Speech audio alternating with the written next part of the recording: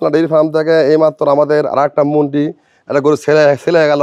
কত টাকা বিক্রি করলাম ভিডিওর সাথে থাকেন। দেন আমাদের গরু পার্সেন্টটা দেখেন, দেন গোড়া 1 নম্বর দেখেন, আগে দেন গলার মাথাটা দেখেন 1 নম্বর দেখেন, মাথাটা দেন সর্বোচ্চ গলার চিকন কিরকম দেখেন, গলার একবার চিকন দেখেন, কত সুন্দর জাত দেখেন, পার্সেন্ট দেখেন, চারটা বাটটা কীরকম, দুধের পাইপটা কীরকম দেখেন, দুধের রকটা কীরকম দেখেন, আর চারটা বাট কীরকম, চার জায়গার।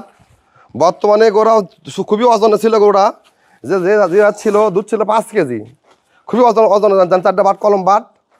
আমি বর্তমানে 9 কেজি 9.5 কেজি দোয়াচ্ছি, প্রতিদিন দুধ বাড়িচ্ছে গোড়া গরু। এর আগে ওই কাকা আমার খালি গরু লেগেছে, আজকেও নিল এই গরুটা কতটা গেলে কারণ মুখে শোনেন দেখেন, এটা জানার পরে এই দেখেন আমাদের গরুটা বারগুলান দেখেন, বারগুলান দেখেন। তো এই গরুটা বিক্রি করলাম ভাইয়ের ঠিকানা কোন যাচ্ছে গরুটা?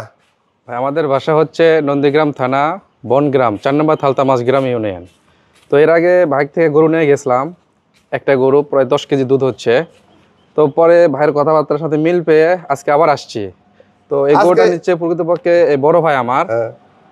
গরুটা নিলাম 1,45,000 দিয়ে। তাহলে 1,45,000 দেখেন, তাহলে বিভিন্ন জায়গাতে গরু বিক্রি হয়।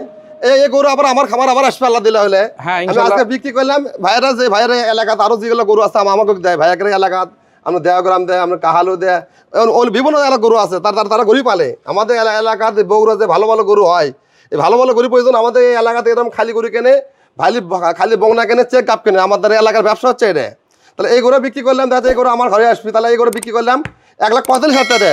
তাহলে দেখবেন আমাদের গরুর দাম বেশি না কম, তাহলে অবশ্যই দর্শক ফলো করবেন। মানুষের গরু বিক্রি করে গরুর দাম কয় না।